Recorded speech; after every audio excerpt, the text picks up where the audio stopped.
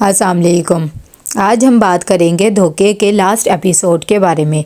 तो वीडियो शुरू करने से पहले हमारे चैनल को सब्सक्राइब कर लीजिए अगर अभी तक आपने नहीं किया, ताकि हमारी हर न्यू वीडियो आप तक पहुंच सके। यहाँ पर जैसे ही ये बात पता लगती है कि कोमल इतनी मुश्किल में, हादी की अम्मी फ़ौरन आ जाती है और उससे कहती है कि अब तुमने अपने आप को अकेला नहीं महसूस करना, बस मेरे साथ अब मेरे घर चलो। फिर थोड़ी देर में वहाँ पर कायनात भी आ जाती है। हादी की अम्मी उससे भी कहती है कि मैं कोमल को अपने घर लेके जाने आई हूँ, अब मैं इसे अकेला नहीं छोड़ूंगी। कायनात कहती है कि वो बात आपकी बिल्कुल ठीक है, लेकिन आप कोमल से भी तो पूछें वो आपके साथ जाना चाहती भी है या नहीं, या यहीं रहने चाहती है। मेरी तरफ से कोई इसे दिक्कत नहीं है।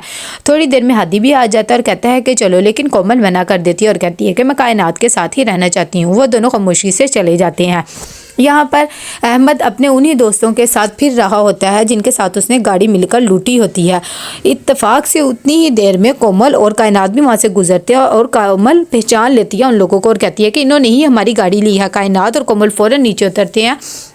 जब उन्हें पता लगता है कि ये सब काम भी अहमद का है तो वो बहुत ज़्यादा गुस्सा करती है और कहती है कि तुम इस हद तक गिर जाओगे, मैंने सोचा भी नहीं था।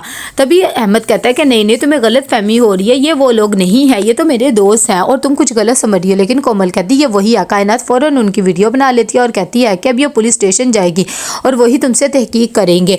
इतनी देर में वो खामोश हो जाता है और भाग जाता है वहाँ से। दूसरी तरफ यहाँ पर अहमद की बहन और उसकी अम्मी भी घर छोड़कर चले जाते हैं उससे परेशान होकर। यहाँ पर हादी की अम्मी जब घर आती हैं तो वो अरसला को कहती है कि कोमल का तो बहुत ही बुरा हाल है, बेचारी ने सारी ज़िंदगी सेक्रीफाइसेस की हैं और अब भी यही सब कुछ कर रही है। अरसला कहती है कि हाँ, उसे सोचना चाहिए था, पहले अहमद के वो बोझ बर्दाश्त करती रही और अब कायनात के साथ मिलकर काम कर रही है, लेकिन काम तो उनका अच्छा चल रहा है। दूसरी तरफ अहमद अपने घर आता है, सुबह उठ के अपनी माँ और बहन को बुलाता है। जब वो देखता है कि वो दोनों ही उससे छोड़ के चले गए हैं तो उसे बहुत ज़्यादा दुख होता है कि वो अकेला रह गया है। यहाँ पर हादी और अरसला दोनों जा रहे होते हैं कहीं, के वो देखते हैं कोमल रिक्शों में सफ़र कर रही होती है। इतनी देर में वो उसे लेकर उसके घर जाते हैं और कहते हैं कि तुम ऐसे क्यों सफ़र कर रही हो, तुम्हारे पास तो अपनी कार भी है, हमें लगता है कि कायनात भी तुम्हारा इस्तेमाल ही कर रही है। हादी कहता है कि उसे एक गाड़ी तुम्हें भी देनी चाहिए थी, तुम सारा मेहनत तुम करते हो और प्रॉफिट वो रखती है। इतनी देर में अरसला भी बोल उठती है कि तुमने कभी प्रॉफिट वगैरह देखा है कि कारोबार में क्या हो रहा है क्या नहीं हो रहा, तुम इतनी मेहनत करी हो, तुम्हें उससे बात करनी चाहिए। यहाँ पर रात को जब कायनात आती है, कोमल उससे बात करना चाहती है लेकिन वो कहती है मैं फ़िलहाल थकी हुई हूँ, सुबह तुमसे बात करूँगी। सुबह होती है तो कोमल कहती है कि आपको दोनों गाड़ियाँ लेकर नहीं जानी चाहिए थी, एक आपका भाई ले गया और एक मैं ही सारे काम करती हूँ, मैं बहुत थक गई हूँ, अब मुझे छुट्टी चाहिए। ये सब बातें देखकर कायनात को अंदाज़ा हो जाता है और वो कहती है कि हाँ भाई, तुम तो काम करती हो लेकिन कारोबार में ऐसे नहीं करना चाहिए, तुम्हें छुट्टी चाहिए तो छुट्टी ले लो, बल्कि मैं तो कह रही हूँ वेकेशंस पे चली जाओ। साथ ही उसे कहती है कि तुम्हारी ताई और हादी को ये लगता है लेकिन ऐसा नहीं है, बल्कि तुम्हें मैंने 60% इस कारोबार में रखा है। ये सब देखकर कोमल भी शर्मिंदा हो जाती है। दूसरी तरफ हादी ताशा के पास आता है और उसे आके कहता है मेरे घर के बहुत से मसाइल हैं और मैं ऐसे कोमल को नहीं छोड़ सकता हूँ। जब ये बातें वो सुनती है तो कहती है कि ठीक है, ऐसे हम रिलेशनशिप नहीं बना सकते हैं, मैं भी तुम्हारे साथ रिलेशनशिप ख़त्म कर देती हूँ और तुम उसके पास चले जाओ। यहाँ पर हादी आता है कायनात के पास, वो उसे कहती है कि तुम ताशा को छोड़कर अफसुर्दा तो नहीं हो और अब आगे से क्या करोगे। हादी कहता है कि कुछ भी नहीं करूँगा, क्योंकि मैं कोमल के बगैर कुछ नहीं हूँ, मैं एक दफ़ा फिर से अपनी किस्मत आजमाना चाहता हूँ।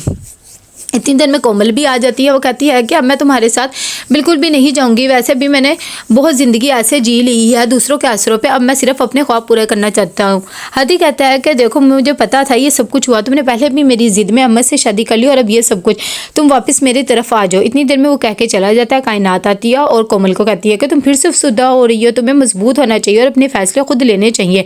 कोमल कहती है कि मैं मजबूत ही हूँ, बस मुझे समझ में नहीं आती कि मेरा तो इस दुनिया में कोई भी नहीं है। कायनात उसे समझाती है और कहती है तुम खुद तो हो ना अपने आप की। यहाँ पर अहमद आता है कायनात के पास, उससे माफ़ी वगैरह मांगता है और कहता है कि कोमल को केस वापस ले ले, मेरे पास पैसे नहीं है। साथ ही अपनी बेटी से भी मिलने का कहता है लेकिन वो मना कर देती है। दूसरी तरफ हादी की अम्मी आती है कोमल के पास और कहती है कि अब बहुत हो गया, मैं तुम्हारा और हादी का निकाह कर रही हूँ जुम्मे को, और वो उन दोनों का निकाह कर देती है। सब बहुत ज़्यादा खुश होते हैं। आखिरकार कोमल को भी हादी मिल ही जाता है। यहाँ पर कोमल और हादी दोनों आ रहे होते हैं कि इतनी देर में उनका टकराव अहमद से होता है। वो उसे देखकर हक्के बक्के रह जाते हैं क्योंकि अहमद की हालत बहुत ज़्यादा ख़राब होती है। हादी भी देखकर परेशान हो जाता है और कोमल भी, लेकिन वो खामोश रहती है। हादी उसके पास जाता है और कहता है कि मैं तुम्हारी कोई मदद कर सकता हूँ, तुम्हारी तबीयत वगैरह ठीक है, मुझे बताओ अगर तुम्हें कुछ चाहिए।